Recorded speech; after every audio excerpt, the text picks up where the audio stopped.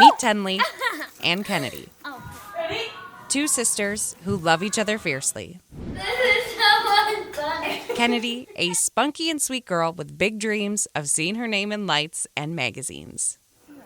And Tenley, It bit me.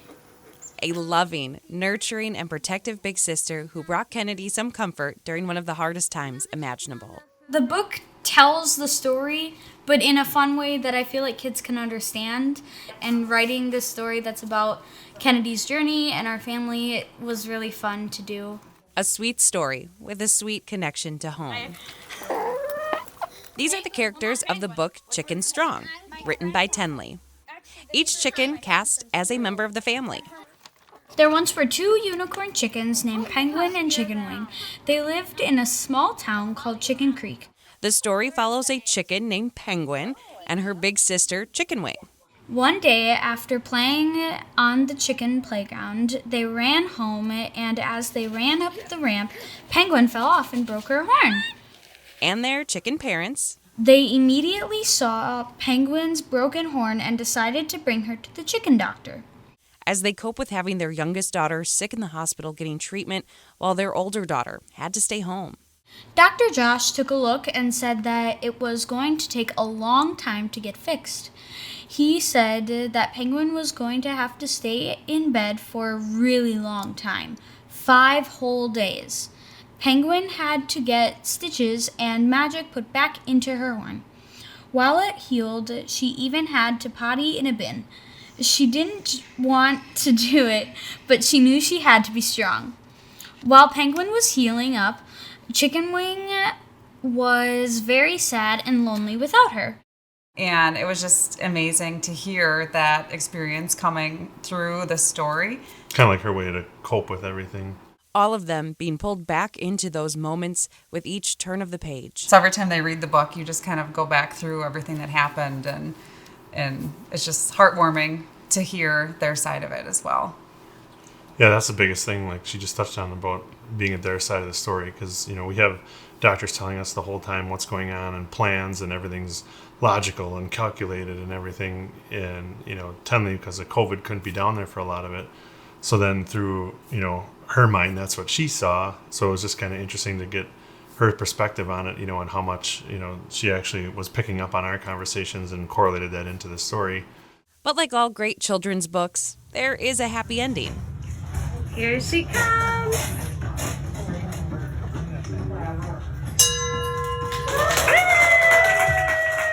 When Penguin left the hospital, everyone was so happy. For both Penguin and Kennedy. Kennedy is now cancer-free and back home, reunited with her big sister. Chicken Wing felt so glad to have Penguin back. Sharing their message to all of us to be strong. Chicken strong. Always be strong. Always be strong and never give up.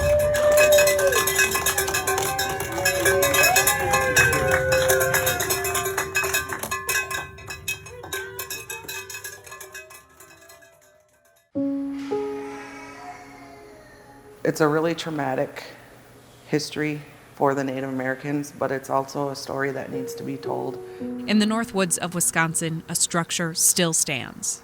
When they first came here, they had to get their hair cut, their braids were taken. Where children were forced to go. They were told to wear dresses, shoes, hats, as you can see. And leave behind their family, culture, and identity. If they spoke their language, they were punished. As far as the punishment, we aren't sure what kind of punishment that was. For one reason. It was just getting them accustomed to the white culture. This is the Lac du Flambeau boarding school, where from 1895 until 1932, hundreds of Native American children were taken from their families to be taught under the U.S. government. A majority of them were from the Potawatomi community, Ho-Chunk, Menominee. There were a few Lac du Flambeau tribal members here, mainly because our villages were across the lake where the children would escape and go home, and then the people would have to go back and kind of wrangle the children back. So eventually what they started doing was sending the Lac Flambeau children off reservation to other boarding schools, so it would be harder for them to return to their families. Only one building remains of the large complex that housed more than 150 students and multiple staff members each year. This building was the boys' dormitory, and stories of what happened here have been passed down for generations. He would always say that they would either get locked into a room, and they were there until they agreed that they wouldn't speak their language or kind of retaliate, as they thought children were retaliating by speaking their language or trying to leave and wanting to go home. From the late 1800s until the 1900s, the Lac Flambeau School stated it was a school for children ages 5 through 8, but tribal accounts and photos led many to believe it started even younger. Some of the children look smaller than the age of 5. What was happening was a lot of the communities would say that their child was only 3 or 4, and then they ended up taking a yardstick, and if the child was as tall as the yardstick or either taller or the same height, they would just take the children regardless if they were actually 3 or 4 years old. These rooms witness to that painful part of tribal history, now seeing a powerful and beautiful future for the tribe and its people. It's kind of like we're putting our foot down. Now they're teaching the language of their tribe, learning and creating like their ancestors, and celebrating their culture. No more taking, just our culture alone, and we're just trying to preserve that as, future generations go on, and just teaching our children, our culture rather than just one side of the culture that they only know in the history books.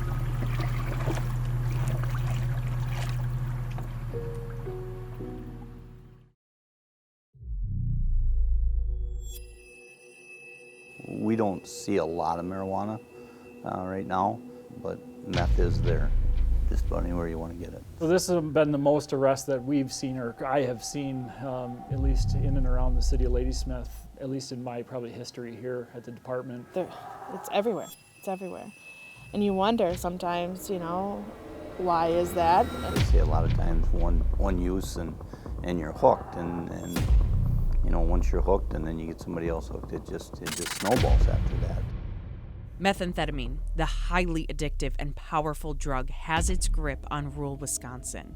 Over the years with the meth use, we've had homicides involved, a lot of burglaries, just the reoccurrence of the people that are using, unable to absolutely get control of it. And that grip is tightening. I would say it is increasing because of the number of people that are involved in it. According to the Rusk County Department of Health and Human Services, drug-related child abuse and neglect investigations have increased steadily over the past 4 years.